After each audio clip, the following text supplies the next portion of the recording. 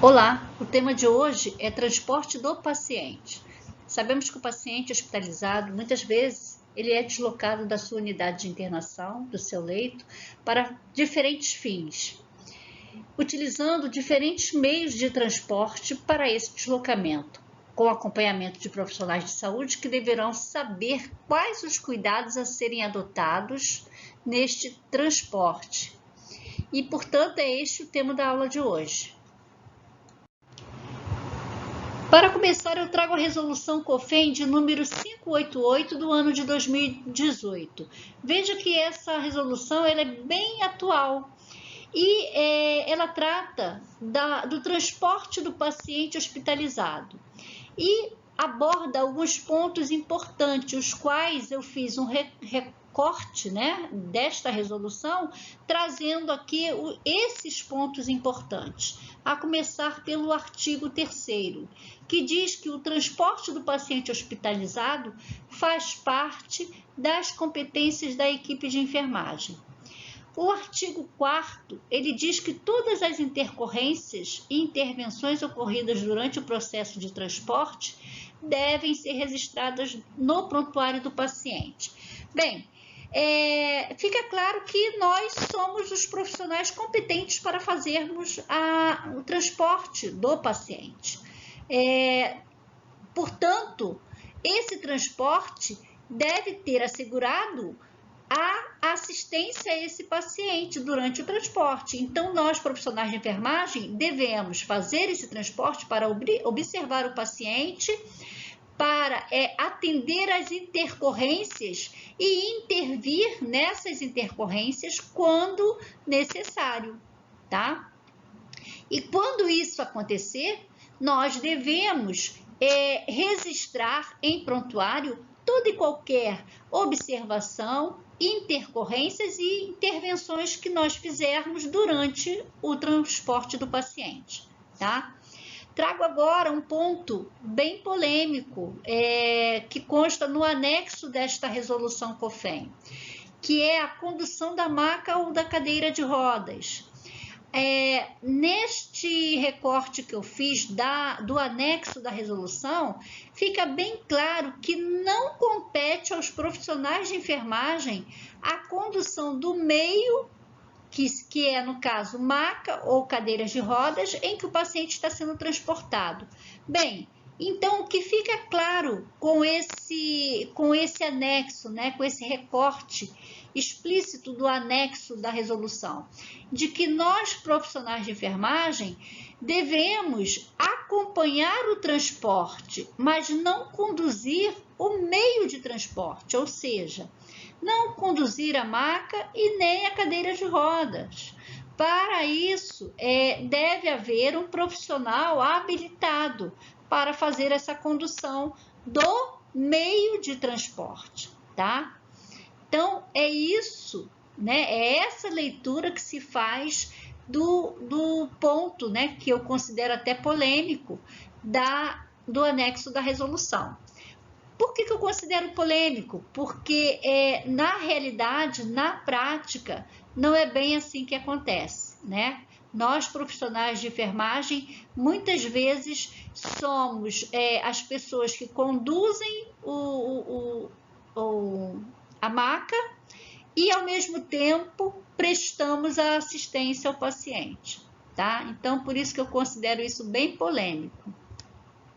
E aqui eu trago a ilustração, correspondente a um transporte do paciente sendo feito por um maqueiro, que seria a pessoa responsável por conduzir a máquina, por conduzir a cadeira de rodas, que são os meios de transporte do paciente dentro do hospital.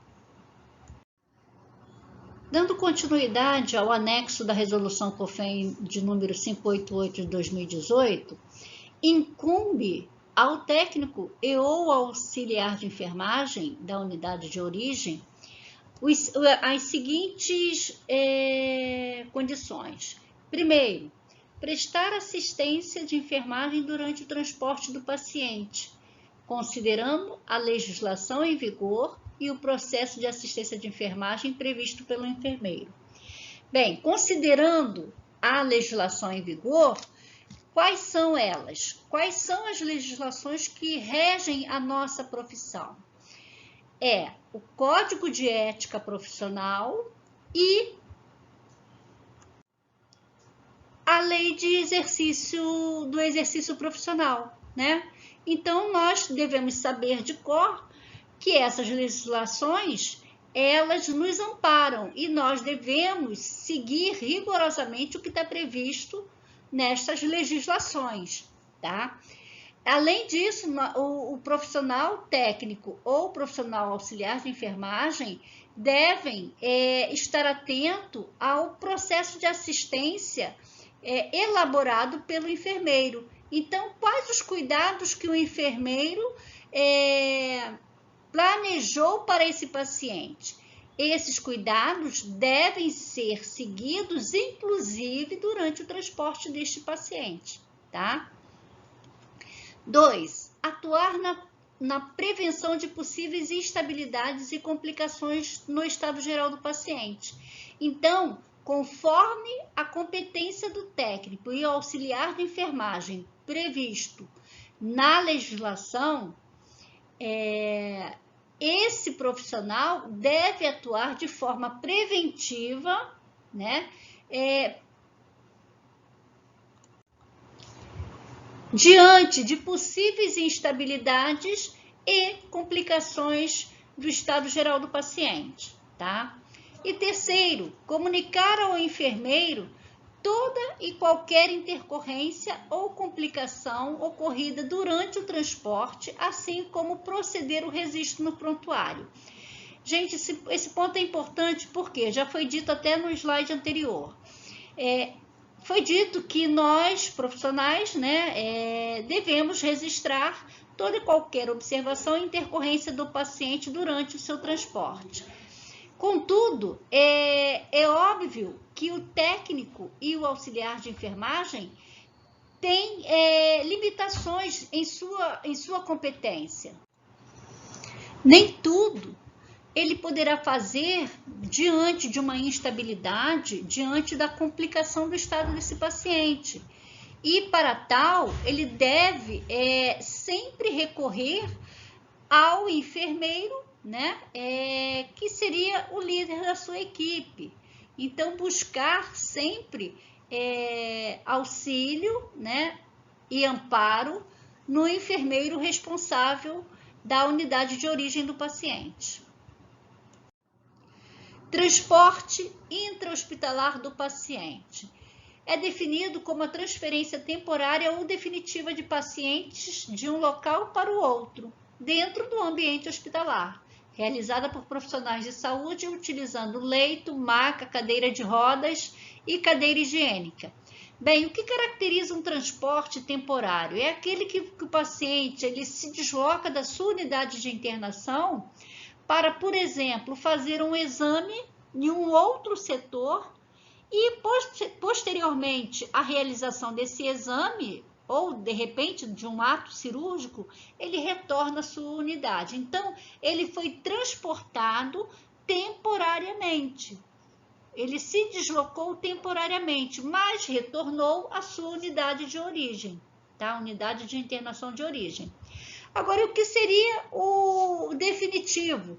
Seria, por exemplo, uma transferência do paciente, um transporte do paciente de uma unidade de internação para outra unidade de internação. Ou seja, por exemplo, ele sai da emergência, onde ele deu entrada, né, e vai para o CTI, por exemplo. Então, ele saiu desta unidade de emergência e foi para o CTI. Neste momento, foi feito um transporte em definitivo, ou seja, este paciente vai ficar internado no CTI, ele não mais retornará para a emergência, tá? Então, o definitivo seria isso, seria o deslocamento para fins de transferência de um paciente de uma unidade de internação para outra unidade de internação, tá?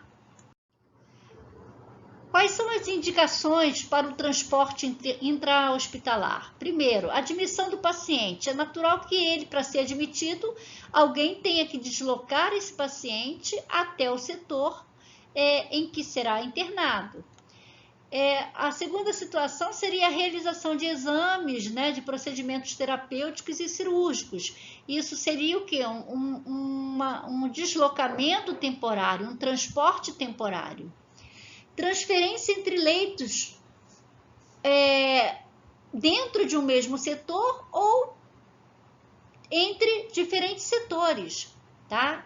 Isso exige o quê? O deslocamento do paciente, o transporte do paciente. Encaminhamentos a atividades de recreação.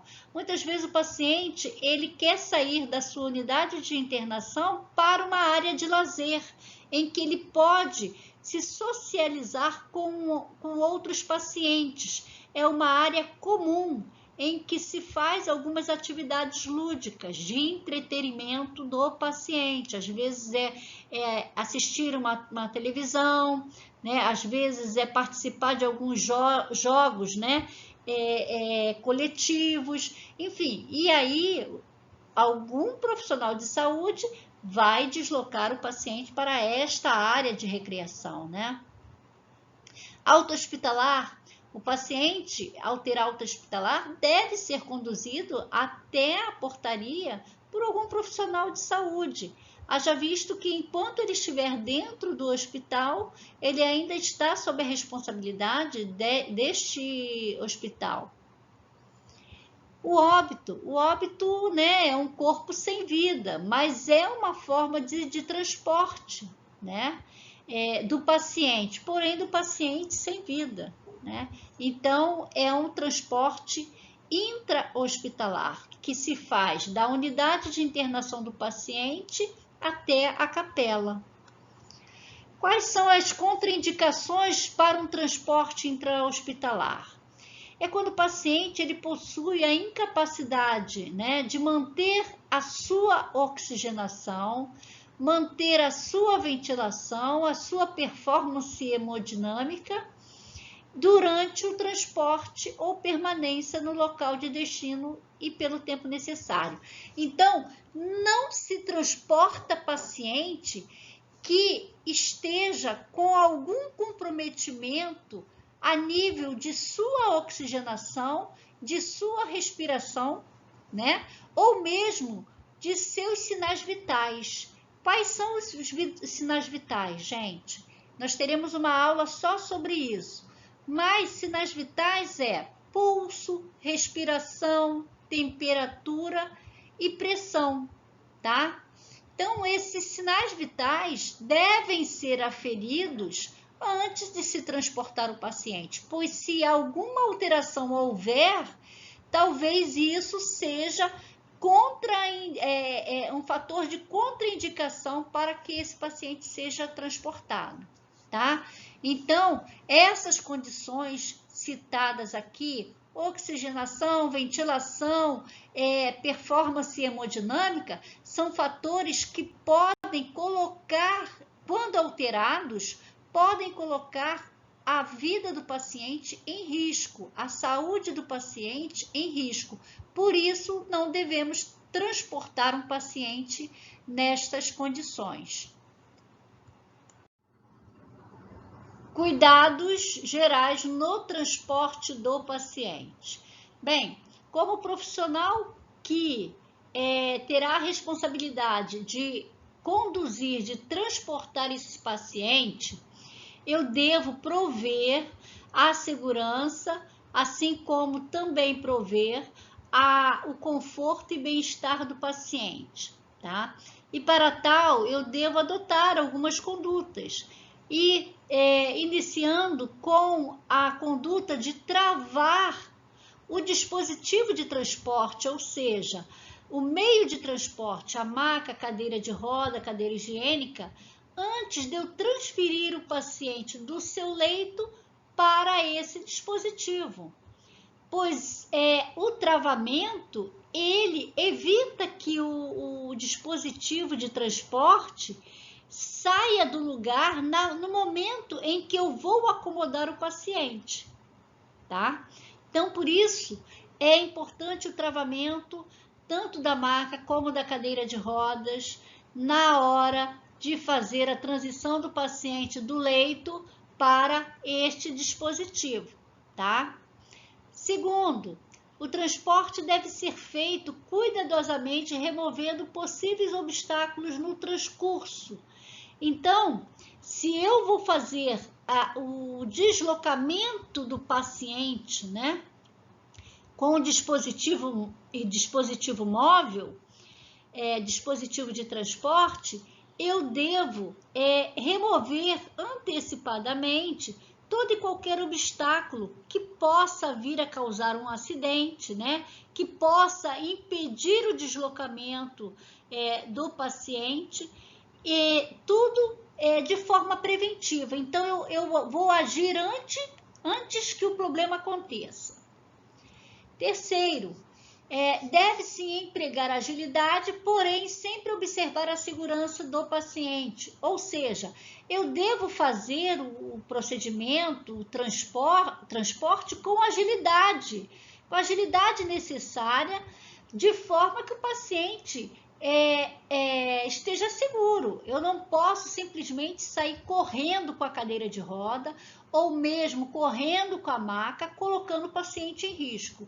A agilidade não quer dizer correr, tá?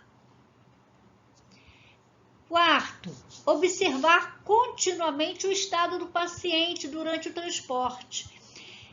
Isso é de fundamental importância. O estado do paciente, as condições do paciente que é transportado, fica sob nossa responsabilidade.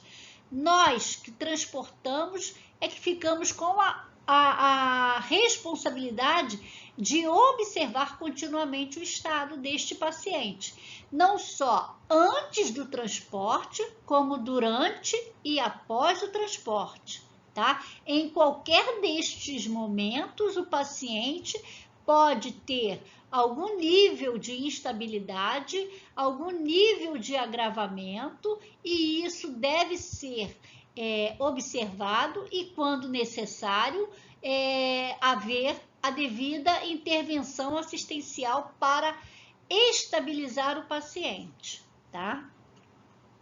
5. Conduzir o dispositivo móvel de transporte de forma suave, evitando ruídos e vibrações e solavancos. Bem, de forma suave, evitando os ruídos, porque ruídos dentro de um hospital é sempre inconveniente, é sempre uma fonte de desconforto para os demais que estão no ambiente. Então, o ruído deve ser evitado sempre. E ruídos não só em relação à movimentação do dispositivo móvel, mas também em relação à nossa fala, a fala do paciente, né? Nós devemos estar controlando ambos os envolvidos nesse transporte, tá? E vibrações e solavancos no sentido de que isso certamente vai causar desconforto no paciente, tá? Então, devemos evitar por isso.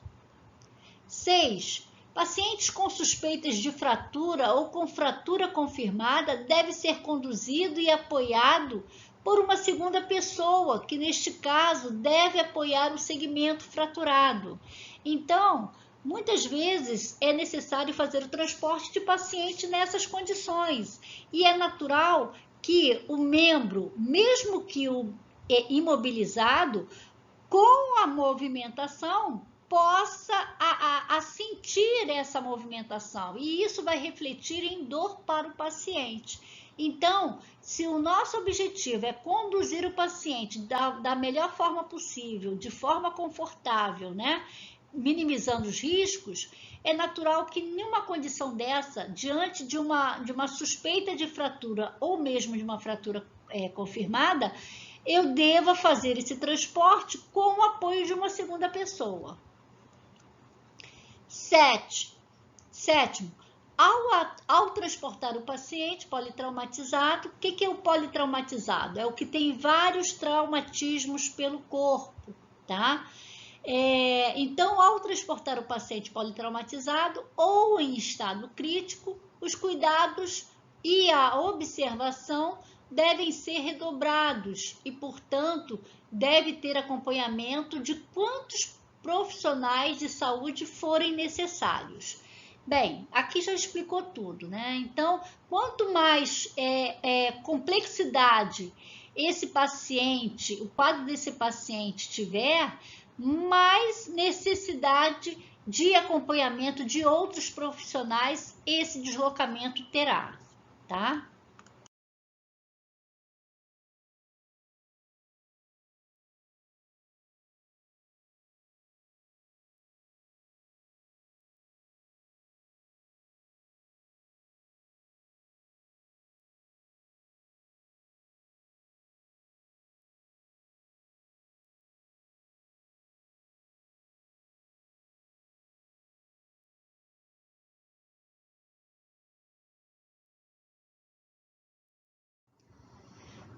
Dando continuidade aos cuidados gerais, eu trago agora quais são os cuidados a serem adotados no transporte do paciente com maca. Primeiro, eu vou conduzir o paciente vou conduzir a maca com o paciente olhando para frente, como ilustrado aqui, né? O condutor está aqui, a posição do condutor vai ser sempre atrás da cabeça do paciente e ele vai empurrar essa maca nesta direção, né, para frente, tá? E o paciente vai estar olhando para frente, tá certo? Então, esta é a posição do paciente e do condutor da maca no momento do transporte, tá? O outro ponto a ser observado é que, ao entrar no elevador, o condutor da maca deve sempre nivelar, né? Não só o condutor, mas o profissional que estiver acompanhando deve observar o nivelamento e o travamento da porta, tá? O chão do elevador deve estar parelhado, nivelado com o chão do andar, aonde o paciente aguarda, né?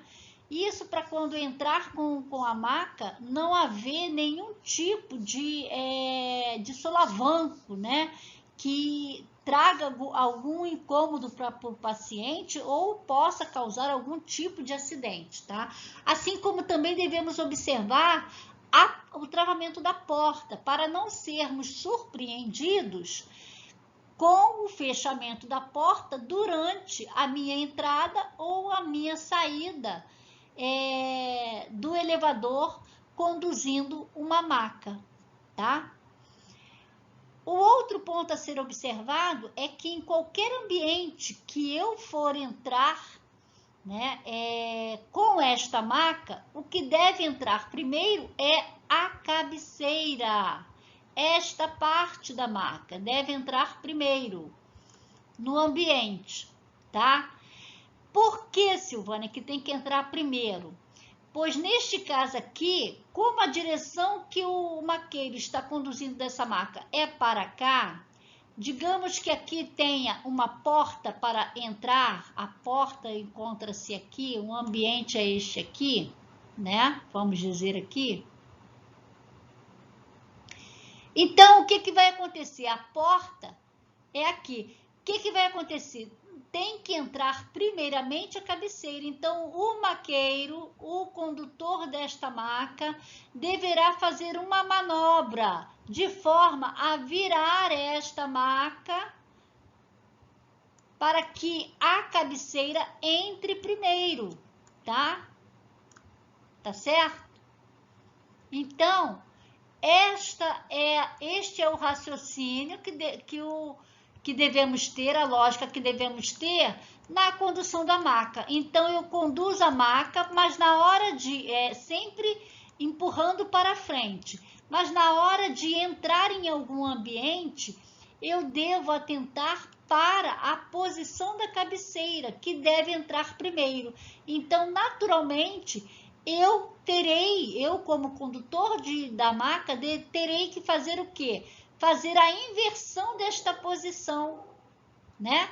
Eu deverei fazer uma manobra de forma a inverter a posição da maca, de forma que ela entre no ambiente com a cabeceira primeiro.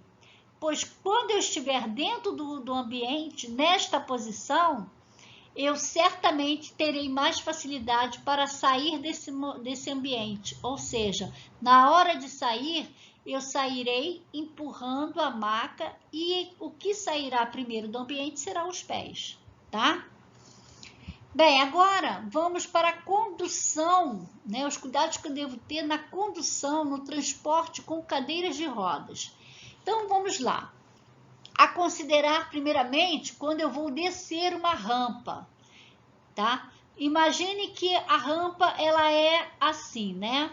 É um declive, eu estou indo sentido para baixo com a cadeira de roda, estou descendo a rampa. Então, a cadeira de roda deve estar nesta posição, tá? E a condutora vai puxar a cadeira de rodas, descendo com essa cadeira de rodas de ré, tá? Então, esta é a forma correta. Mas, Silvânia, por que tem que ser assim? Primeiro, que a cadeira, caso aconteça alguma coisa, algum desnivelamento, alguma coisa, eu, enquanto condutora desta maca, desta cadeira de roda, serei um amparo e, ao mesmo tempo, um obstáculo, caso a cadeira, né, desça além do que o necessário, tá certo? E isso vai ser um fator de segurança para este paciente e para a condução da cadeira de roda com o paciente, tá? Bem, o outro ponto importante a ser observado aqui, na descida, é também a subida da rampa. A subida da rampa vai ser o inverso, ou seja, eu vou subir com a cadeira de roda nesta posição também. Porém, a condutora vai empurrar a cadeira nesta direção, ou seja, subindo. De qualquer forma, a condutora continua sendo um anteparo para a cadeira de roda e também um obstáculo caso essa cadeira de roda desça além do necessário, tá? Então, isso tudo é uma questão de segurança. Por isso, o posicionamento correto, tanto para subir quanto para descer a rampa com uma cadeira de rodas, tá? Dando continuidade, eu devo solicitar auxílio sempre que necessário, tanto para subir quanto para descer a rampa, tá? Se eu ver que eu não vou aguentar com o peso do paciente na hora de subir ou descer a rampa, eu devo solicitar ajuda, tá? Tanto ajuda de alguém de fora como do próprio paciente, pois às vezes o paciente ele pode controlar a roda da cadeira de roda para sustentar o seu peso, tá? Então, existem formas de auxílio, pode ser do próprio paciente quanto de outro profissional. E, da mesma forma que a maca, eu devo entrar no elevador puxando a cadeira de ré, tá? Desta forma, ao sair do elevador, a cadeira estará na posição correta, ou seja, a cadeira deve ser sempre conduzida com o paciente de frente, né? Vamos dizer que eu estou levando o paciente nesta direção. Vamos dizer que o elevador esteja aqui. Então, eu vou entrar com o paciente de ré no elevador, de forma que na hora de eu sair deste elevador, a cadeira já esteja na posição, como está aqui, frontal, tá certo? Então, esse é o entendimento. Na hora de entrar no elevador, eu entro de ré para que eu tenha facilidade na hora de sair, pois eu vou sair de forma frontal, tá certo? Esse é o entendimento. Continuando. 10º, cuidados com portas e paredes, ou seja, eu tenho que sempre, quando for transpor uma porta com uma cadeira de rodas, eu devo ver a largura dessa porta. Essa largura da porta é suficiente para eu passar com uma cadeira, tá? Então, a largura mínima para uma cadeira de rodas é 80 centímetros de vão de porta. Então, qualquer cadeira de rodas passa por um vão de 80 centímetros, tá? Que é geralmente a largura mínima das portas do ambiente hospitalar, tá certo?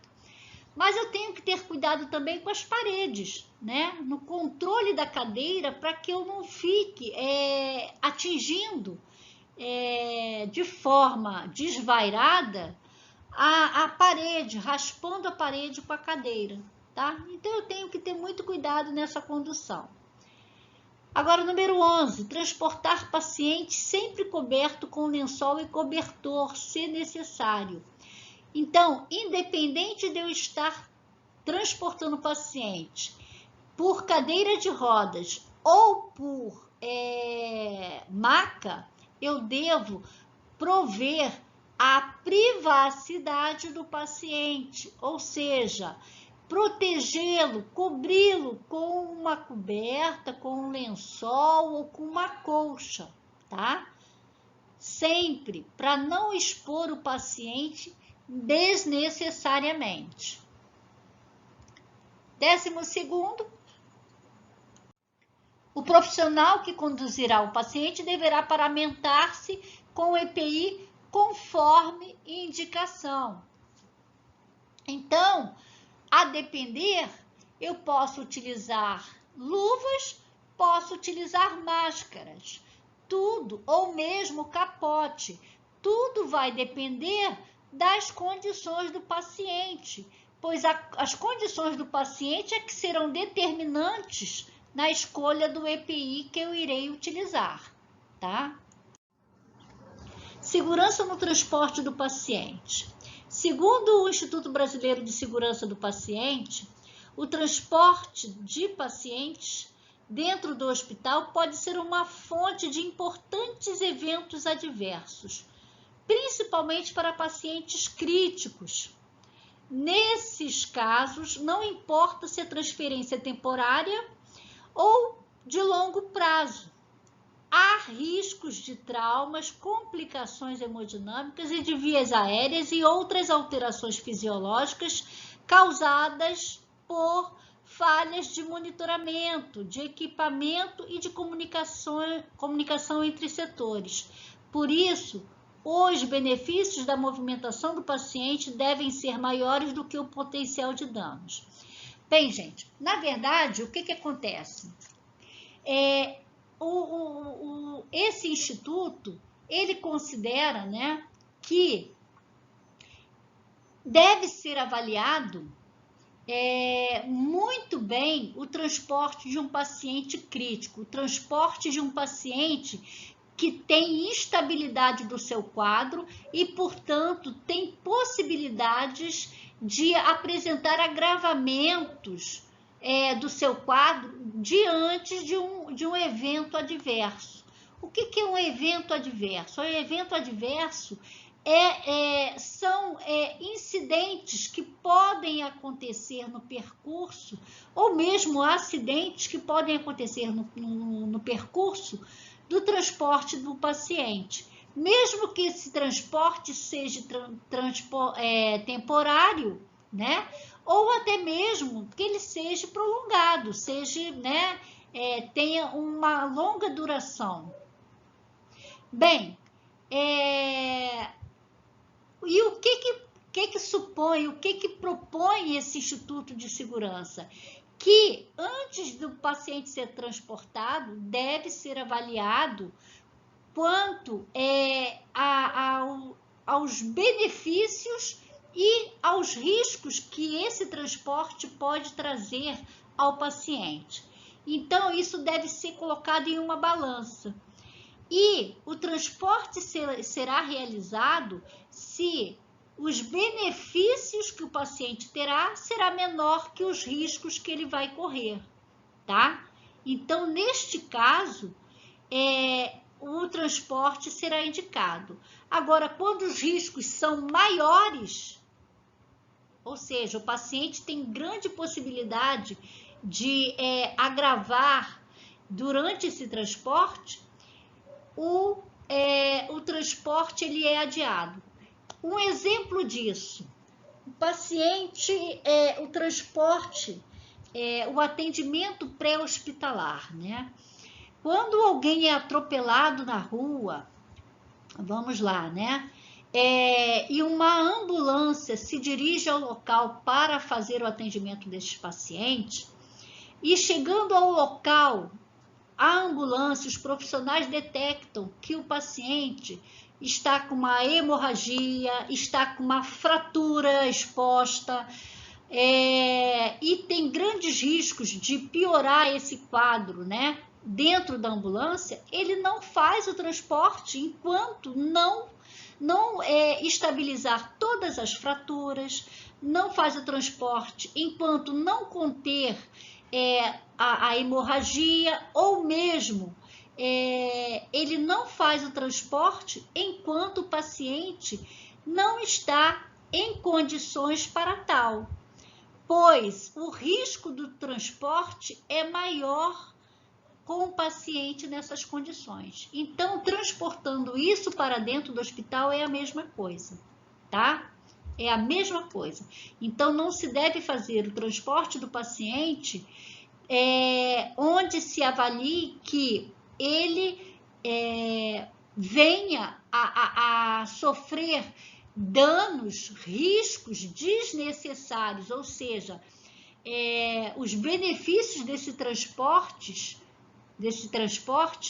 é menor do que os riscos que esse paciente vai correr, tá? Então, o entendimento é esse. Então, devemos sempre avaliar quais são os riscos e quais são os benefícios do transporte, principalmente quando se trata de transporte de pacientes críticos, tá? Em estados graves. E ainda segundo, né, o Instituto Brasileiro de Segurança do Paciente, né, existem formas de avaliar, né, e classificar esses riscos no transporte do paciente crítico. E temos aqui, né, o transporte de baixo risco. É considerado para pacientes estáveis, aqueles pacientes que não apresentaram alterações críticas nas últimas 48 horas e que não sejam dependentes de oxigênio, ou seja, não fazem uso de nenhum suporte ventilatório, né, para manter a sua respiração, para manter a sua saturação. E nesta condição de transporte de baixo risco, o profissional de enfermagem, o técnico e auxiliar podem fazer esse tipo de transporte, tá? Sem nenhum outro profissional. Então, o paciente ele está respirando naturalmente, espontaneamente, está com a sua respiração equilibrada, ele é um paciente considerado para transporte de baixo risco e, portanto, ou profissional de enfermagem, técnico auxiliar, podem fazer este tipo de transporte. Agora, o transporte de médio risco, né? Qual é a característica desse paciente? São pacientes estáveis, sem alterações críticas nas últimas 24 horas. Porém, veja bem, necessitam de monitoração hemodinâmica, que é o quê? Monitoração dos sinais vitais, ou mesmo necessitam de oxigenoterapia, que é o quê? É o suporte de oxigênio para a sua respiração. Então, pacientes nessas condições já é considerado um paciente para transporte de médio risco. Então, neste caso aí, quem pode fazer esse tipo de transporte? É o técnico de enfermagem, o auxiliar de enfermagem, o enfermeiro ou médico. Então, o técnico e o auxiliar de enfermagem podem fazer transporte de médio risco, porém, sempre acompanhado ou de um enfermeiro ou de um médico, nunca sozinho. E por último, transporte de alto risco. São os pacientes em uso de droga vasoativa e ou estão em assistência ventilatória mecânica, ou seja, são pacientes que dependem de uma máquina para fazer uma ventilação artificial, fazer uma ventilação mecânica. É um paciente que não respira por si só. Tá? Ele precisa de uma máquina para fazer as funções pulmonares funcionarem. Bem, neste tipo de transporte, quem pode fazer esse transporte? Pode fazer o técnico ou o auxiliar de enfermagem, acompanhado de um enfermeiro, um médico e um fisioterapeuta. Tá? Então, o Instituto Brasileiro de Segurança do Paciente recomenda que esse tipo de transporte tenha todos esses profissionais, tá? Todos esses profissionais, um técnico ou um auxiliar de enfermagem, o enfermeiro, o médico e o fisioterapeuta, tá? Então, geralmente, o transporte de alto risco é o transporte feito de pacientes que estão, geralmente, em uma unidade intensiva, de tratamento intensivo, né, no CTI. Então, por isso, a equipe deve estar mais completa, tá certo? Quais são os meios para transporte do paciente? Nós temos os meios convencionais, usuais, que são aqueles meios rotineiros que todos nós conhecemos, que é a maca e a cadeira de rodas. Esses dois meios de transporte são amplamente utilizados para deslocamento dos pacientes dentro do ambiente hospitalar, mas nós ainda temos os meios não convencionais, que são utilizados eventualmente em condições, em situações específicas. Por exemplo, o leito do paciente. Muitas vezes, um paciente em estado crítico, onde a mobilidade dele, a situação, né, de instabilidade dele requer o mínimo de movimentação dele, né? Então, neste caso, o paciente ele não pode ser retirado do leito para uma maca. E para que isso não aconteça, muitas vezes ele é transportado no próprio leito, tá? Então, é uma situação específica, é uma situação eventual, mas que é possível de ser feita o transporte do paciente no seu próprio leito, tá? O outro meio de transporte não convencional é a cadeira higiênica. Ela é um meio de transporte, só que não é convencional, pois ela é um meio de transporte indicada indicado só para fins de levar o paciente ao banheiro, de levar o paciente ao vaso sanitário ou mesmo ao chuveiro para um banho de aspersão, tá? Então, esse meio de transporte ele é muito específico. Então, ele é utilizado somente para retirar o paciente do leito e levá-lo ao banheiro. Mas, de qualquer forma, é um meio de transporte que promove o quê? O deslocamento do paciente. Então, ele não pode ser esquecido como meio de transporte, tá? Bem, gente, então, esse foi o conteúdo de hoje. Espero que vocês tenham gostado e aguardo vocês numa próxima aula. Fiquem com Deus e até mais.